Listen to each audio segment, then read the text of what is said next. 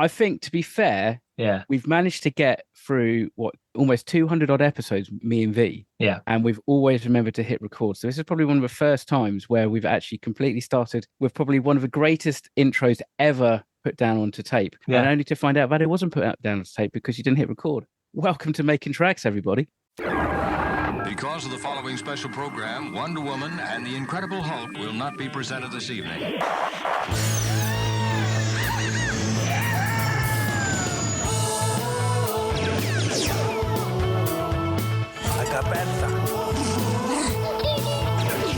It's time to get all your Star Wars news in a single file. That doesn't sound too hard.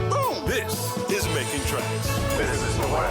Here are your hosts, Mark Newbold and Mark Mulcaster. I know these people. They are brutal. Does this look Jedi to you? That's not how the Force works. They'll never see it coming. Count me in.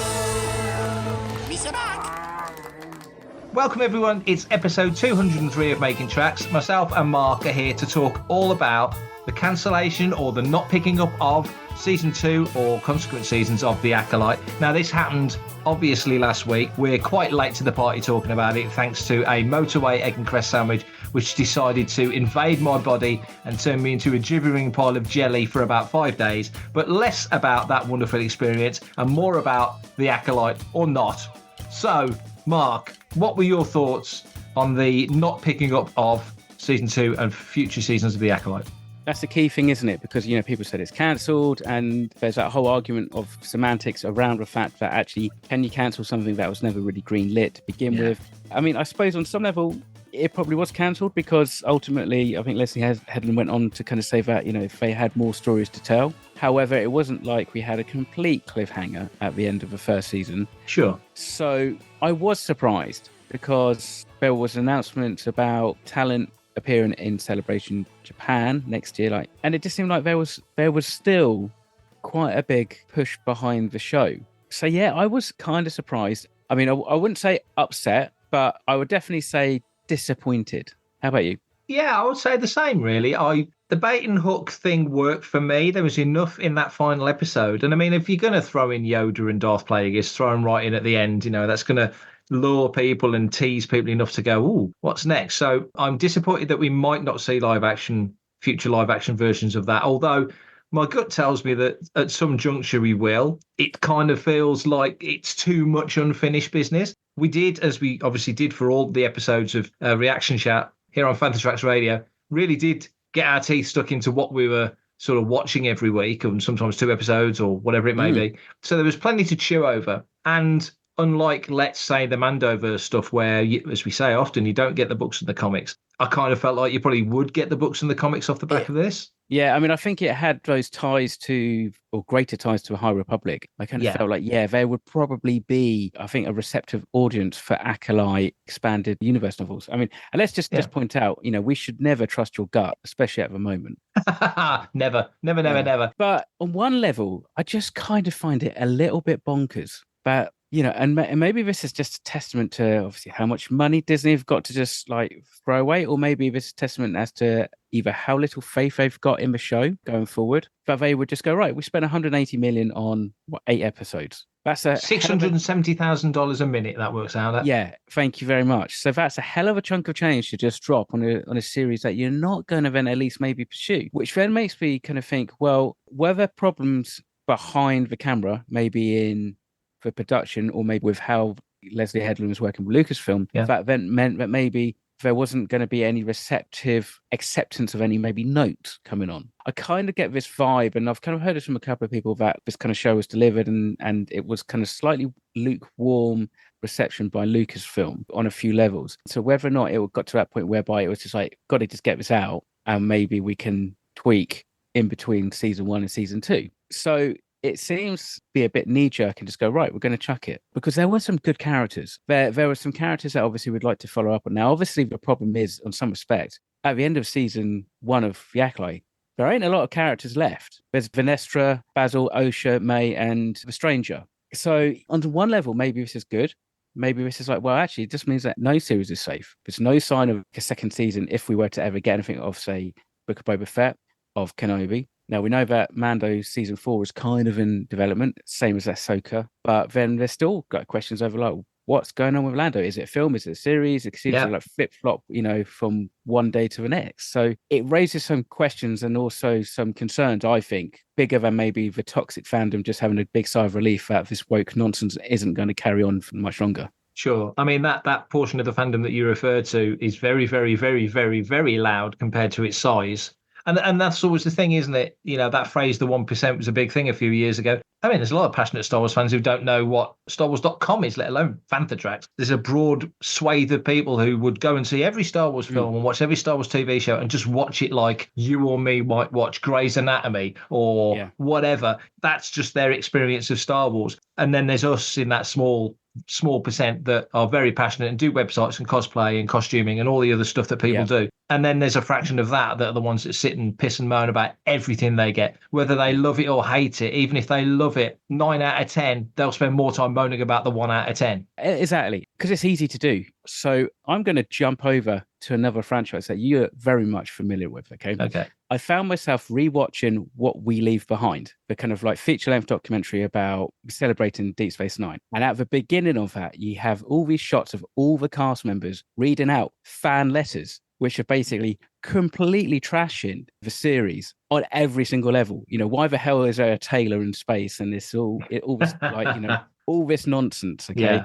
Yeah. The writers and that were aware that it wasn't quite as popular as they had hoped, but they kept on, and they kept on saying to the producers, especially with, say, like Dr. Bashir, who was absolutely detested by just most of the fandom back, when the first couple of seasons came out, which is like, no, we've got a plan for this.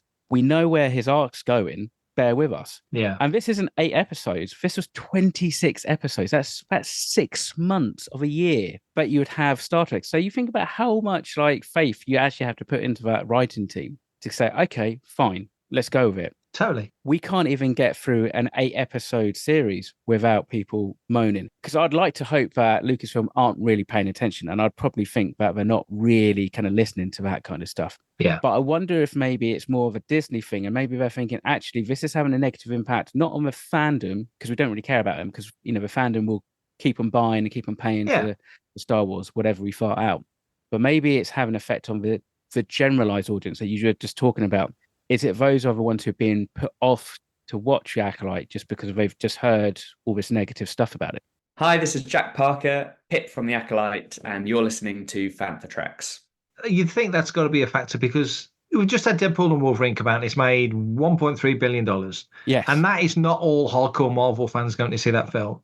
You've got fans of Hugh Jackman, you've fans of Ryan Reynolds, people who've heard that it's really good and fancy a night out and want to spend $100 on 4 tickets and some popcorn sort of thing, because it ain't a cheap date anymore, is it? A cinema trip. So, you get those people invested and they want to go and see it. And then the people who've seen it, like I've seen it twice, I want to see it a third time before it comes off the screens. So certain people are going to go and see it again and again. And you kind of think that with Star Wars, it's going to be a similar experience because you'll have people who remember seeing Star Wars back in 77 and folks who've come along the way and folks who might, since the last film came out, have a grandkid or a kid who's old enough to see it, or whatever division you want to pick, whatever group of people you want to pick. And so Lucasfilm, and more, I would say probably more specifically Disney, have got to be looking, one, yes, certainly, that noisy, toxic fandom has got to be factored in to some degree because it is so loud and it is so blindingly negative and it's so boring. And they are sitting there at home like they're the ones that smashed into the Capitol on the 6th of January and think they've won something,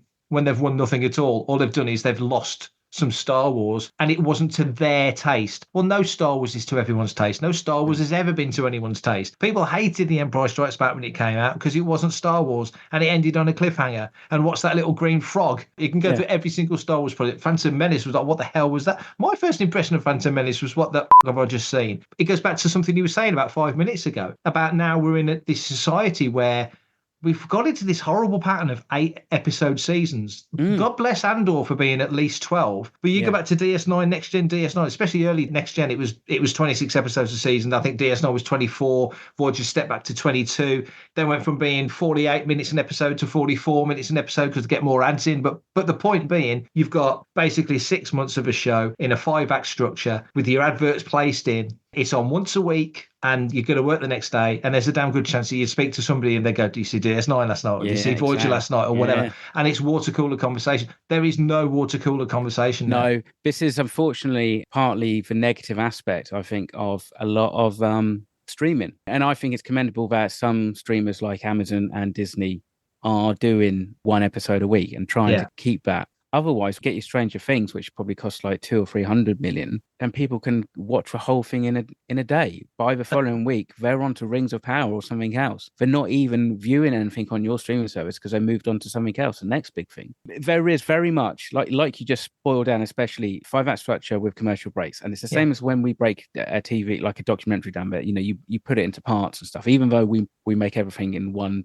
continuous program, you know where your part breaks are because you know where the shows can be broken up. I think kind of like maybe on some of these things, they're not thinking about stuff at a TV audience level. They're literally looking at the stories. And we've actually applauded that. And we said this about, Mando. It's kind of cool that actually you're only having the story that you need when you have a 23-minute episode like season 1, chapter 2. On the flip side, I kind of feel like they need to reevaluate stuff. But do you think now, and we're broadening the conversation because I think it bears discussion. Yeah. Do you think now that there is the requirement for shows that stream on Disney Plus, Amazon, Netflix, wherever? Because there's this thing now, ILM, for example, and thankfully this is something they do and may they long continue to do it. They don't really delineate between film and TV anymore because the quality and the depth and the work. The quality and the production values are basically equally the same. It just comes down to budget. Because now actors go from one to the other. ILM, for example, consider them a similar level of quality. Of course they are. And the money that you're spending on a season of Game of Thrones or a season of The Acolyte or a season of Andor or whatever it may be, I'm just picking those as examples, is movie budget money. But when you go back to those seasons of Next Gen, I think we had like 26 seasons of like Next Gen, Voyager, DS9 and Enterprise. Continuous from 87 to 2005, I think it was. Yeah. You had at least one season a year. And it was fantastic television, beloved. They weren't to the visual quality or the widescreen quality of First Contact, Generations, any of those. They're cinematic experiences. Does it need to be the case that, for example, The Mandalorian, that it has to be thrown up on the big screen? Do you know what I'm getting at? Yeah. Because we've lost. We just talked about the 5-act structure. We just talked about the amount of episodes. We know it's going to cost a fortune. It's expensive making television. Those shows back in the day were millions, let alone what they are now. But you had many of them. And the point I'm really trying to make in a long-winded way is that Next Gen, for example, or any of the Treks, I keep going back to Star Trek, you didn't just have one story. With The Mandalorian, you were generally following just Mando and Grogu through the plot of the story. Yeah. On Next Gen, A and B. Yeah, exactly that. And sometimes C. You'd have Cisco and Dax doing something. You'd have Kira and Odo doing something else. And then you'd have Jake and Nog sitting on the promenade swinging their feet trying to sell stem bolts to whoever's passing through the station. So you stem bolts. So, of course, you've got all these things going on, multiple layers of storytelling. Outside of things like Game of Thrones, you don't seem to see that so much in Star Wars, for example. But one thing that if you were to drop the budget and drop the quality of, say, a Star Wars show, I think me and you would probably sit here and we would probably go, it looks a bit ropey. For everything in one location, daily news, reviews, interviews, podcasts, video and social media feeds, bookmark FanthaTracks.com for Star Wars news 24/7, 365. One thing that George, and we will get back to the Acolyte, it's all connected, but one thing that George was very hot on, very, very hot on, was when they came to the prequel trilogy, all three films cost within 20 million of each other. I think Phantom cost the most actually because of the R&D. So like Phantom was 120, Clones was 110, and Sith was 115 or something like that. And so there was no straying, there was no overspending. George had walked that path with Empire. He didn't want to go down that route again and was very frugal when he says to Spielberg, he got 25 million to make Raiders, and all the things that happened during that Lucasfilm journey to that point, especially to the prequel trilogy point. And George would work the technology. I'm saying George, it was everyone, but they would work that technology to the knuckle, absolutely to the bone, to get as much out of it as they could, because it was all about saving pennies, because Lucasfilm was an independent company that couldn't afford to fritter money away. And every million he didn't spend was probably going to turn into $500,000 profit. I don't know. I'm picking numbers. I don't know the numbers, but you know what I'm getting at. Yeah. You come to today when it's part of Disney, and it is a different company. It's it's a division of Disney. It's not its own thing. I believe that Lucasfilm, as a unique entity on its own, would want to do a season 2 Acolyte. If they were still independent, they would probably have at least tried to do another season. Some of it is just knee-jerk, unfounded criticism for the sake of criticism. Bare bones of it, some of it could be improved. Sure. The scripting and the storyline, some of it probably could be tightened up a bit more. Maybe it just needs an extra polish pass or something like that. That's not like with, in the realms of the, impossibility. And the thing is that actually, because we're streaming, we don't seem to have this need to be like, right, okay, we've got to broadcast our next episode in 6 months or a year's time. Everything has slipped, and it's all a little bit weird this year because like schedules have slipped because of like writers' strikes and stuff like that. Sure. And we just kind of started to really kind of find our feet after the pandemic, which hasn't helped. Sometimes I find it harder to know when shows are going to come out now. Before you could, totally, you knew exactly like Monday nights. It used to be Monday nights, I think, on Sky One, at least for the last couple of seasons of Deep Space Nine, 8 o'clock. Yeah. Parents got kicked out of the lounge, prime time viewing.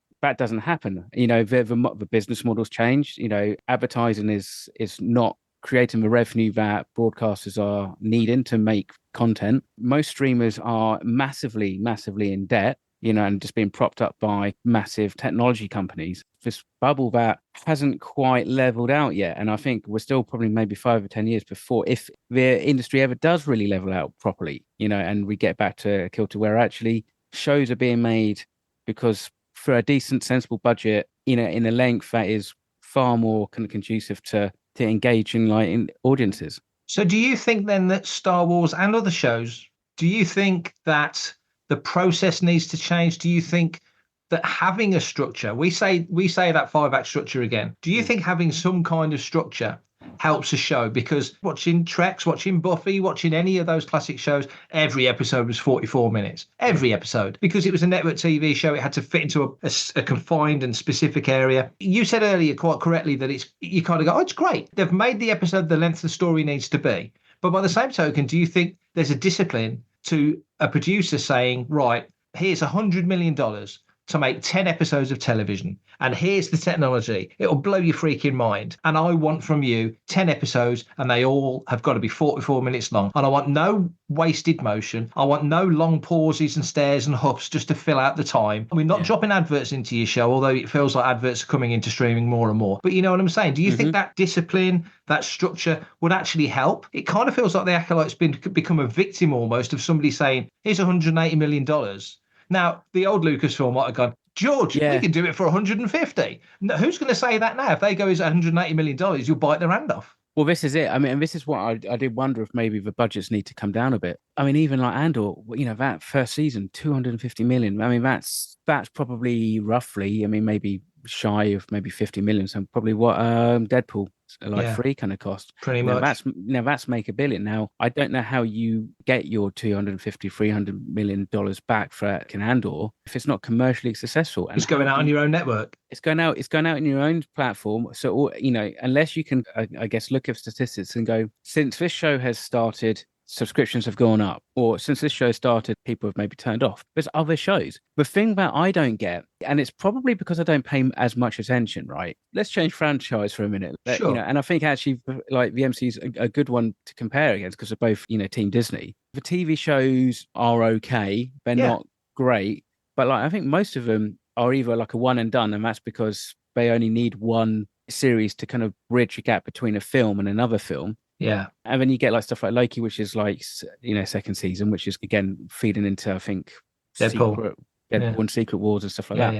Yeah. It seems they've kind of got it roughly figured out. I mean, I don't hear, and I'd like to think that even though I don't really closely follow Marvel, that the kind of ripples that we hear and the kind of big like headline changes that we have to do with Star Wars, to do with like things getting cancelled and what have you would hear about the MCU if it was in a similar state. And so I just don't know if actually it's inherently not quite right with maybe Lucasfilm. Maybe they haven't quite got their head around how to make streaming TV. I like The Mandalorian, and a lot of people think it's probably one of the better, stronger shows, that and Andor. But if something doesn't change with The Mandalorian, it's starting to get a bit samey. And I think that was maybe the issue with season 3 a little bit.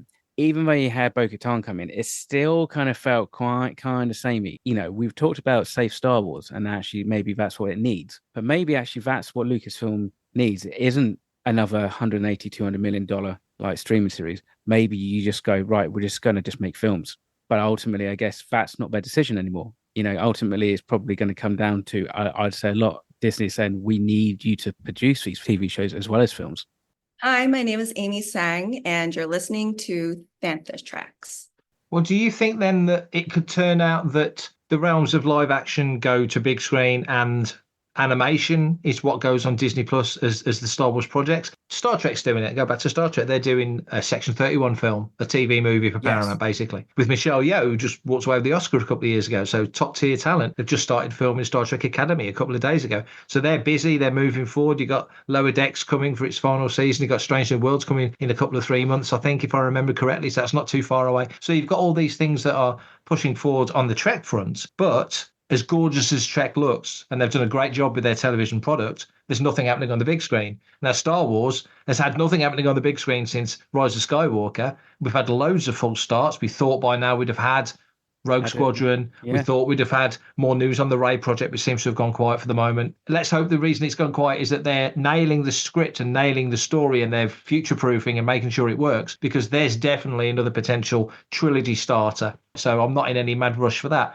Mangold wants to go back and do that Dawn of the Jedi stuff. That's the one I'm probably the least confident will happen. And then all the other stuff that gets mentioned. Lando, you mentioned it earlier. So there's loads of, and the Sean Levy film, there's loads of things that may or may not happen. Taika's film's walked away. That's probably not happening now. But nothing feels imminent other than a spin-off from the very first Disney Plus, not just Star Wars show, any Disney Plus show. The Mandalorian was the OG. So, and we're getting a movie spin-off from that. Do you think, in the way that The Simpsons came back after The Simpsons movie in 2008, do you think we'll get more seasons of The Mandalorian? What I'm trying to say is that Acolyte was something new, something fresh, something original, and quite bold, and we knew it was coming.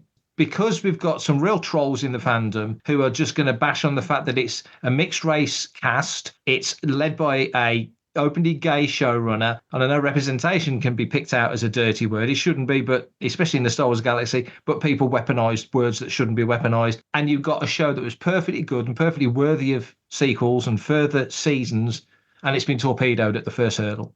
I would like to think that whilst but hopefully we're going to push it, and we're going to push it to link up towards this Filoni film, we could probably, quite arguably say where Trek hasn't quite worked so well on the big screen, it seems to work pretty darn well on the smaller screen. And obviously now we're at that stage where the VFX that they're using is on a par with a decent film scale and quality. Yeah, maybe this will look back in 10 years' time and go, Star Wars should always be a big screen product, and only exceptional things should make it to Disney Plus. They're looking at it maybe from what can this new show offer us in terms of new story avenues, rather than is this show really worth investing in? Star Wars is so multi-layered in ways that other franchises aren't. I was going to ask, where do you think the nervousness started? Did it start to the negative reaction to Episode 8, for example? Did it start with the bad box office of Solo? Did it continue through Rise of Skywalker, not lighting the world on fire, but it still made $1 billion? So there's a lots of factors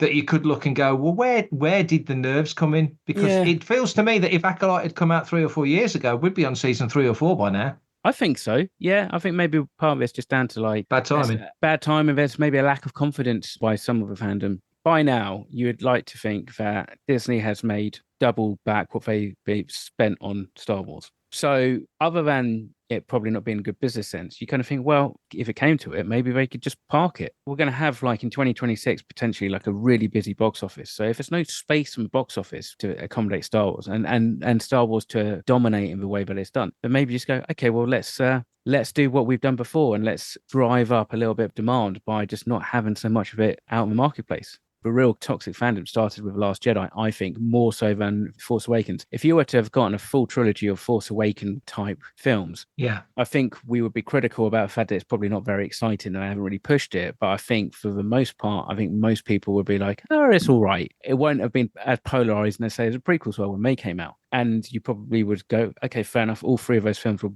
probably make $1 billion, if not close to. you just hammer home that nostalgia. And that's where that trilogy or The Force Awakens really excelled. It played on the nostalgia of fandom of like people your age, my age, and what have you. And then obviously you had Last Jedi, which polarized a lot of people. Solo, which came out, and I think it was badly timed. If they'd delayed it or pushed it to like that Christmas, December, it might have had a bit of a fighting chance. So now we're just at that point whereby no one is really happy. I'm pretty sure that even like Lucas at one point came out and said, you know what, I'm not going to make any more films because screw you guys. You're the worst thing about Star Wars. And I say this regularly to people, the worst thing about Star Wars are Star Wars fans. Lucas did say that. He said, why would I make more films? You just hate me for the ones I've made already. So exactly. Yeah. You can't win. Do you know what I would say? This would be a shame for a lot of us, but maybe just go, do you know what? We're not going to actually have a Star Wars film for 40 years. And then actually that first generation are all dead.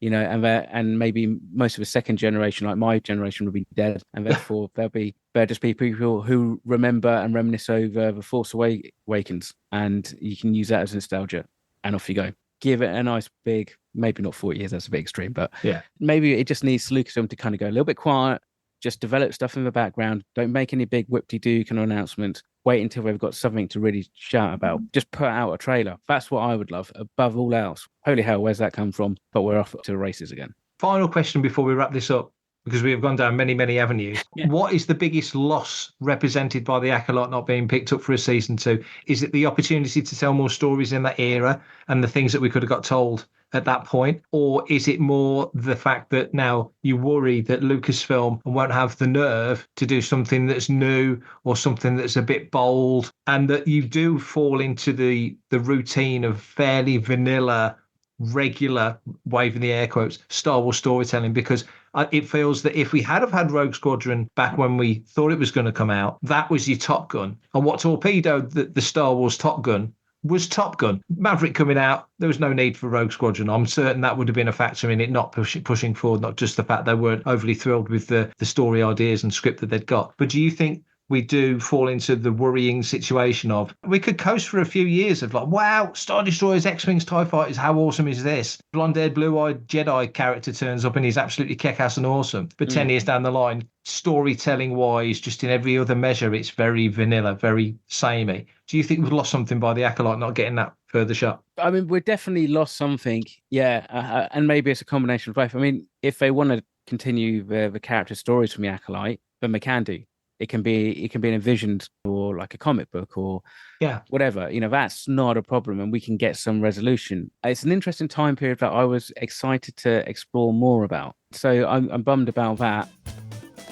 Email radio@fanthatracks.com. Head to links.fanthatracks.com for links to our social media feeds, Fantha Tracks TV and Fantha Tracks Radio. Thanks to James Semple for the Fantha Tracks intro, Blues Harvest for our Making Tracks opening music, and Mark Daniel and Vanessa Marshall for our voiceovers. New episodes drop Tuesdays and Fridays at 7 o'clock UK time. Our weekly news show, Good Morning Tatooine, goes live Sundays at 9 o'clock UK time on Facebook and YouTube. And remember, Fantha Tracks is absolutely free, so it costs nothing to stay updated on all the latest Star Wars news.